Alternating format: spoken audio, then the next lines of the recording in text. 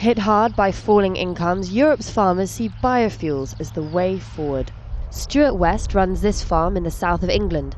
Encouraged by the EU's biofuel ambitions, he says he'll convert his 250 hectares to meet the demands of the growing industry, if the price is right. I would grow as much grain as I physically can.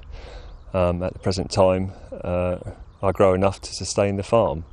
But with prices increasing, then yes, I'll try and grow some more.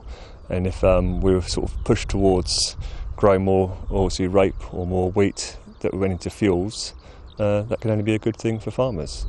But what will benefit farmers in Europe could be robbing the people of Africa and Asia. The EU wants 10% of its transport fuel to come from biofuels by 2020. However, to meet that target, it will have to import more grain. Already, millions of hectares in developing countries are being converted to grow crops, not to feed the population, but to fuel the West. Charities are warning of disastrous consequences.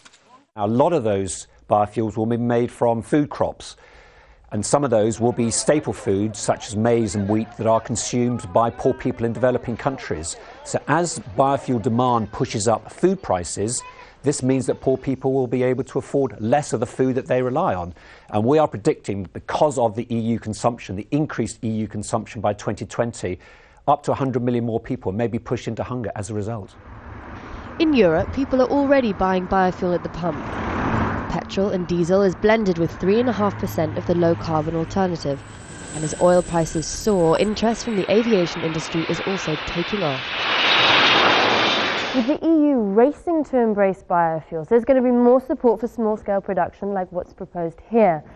But for industrial production, critics warn the numbers don't add up. By substituting our fossil fuels, we will significantly reduce the amount of carbon dioxide released into the atmosphere. But that has to be weighed up against converting the land to plant these crops and the fertilizers needed to grow them, because they release nitrous oxide, a greenhouse gas 300 times more damaging than carbon dioxide. Biofuels on an industrial scale may not be the ethical energy solution they first appeared. The EU is now facing calls for a rethink on its policy before they travel too far down the wrong route. Because like the effects of the climate change it's trying to tackle, reversing won't be easy. Charlie Angela, Al Jazeera, in the south of England.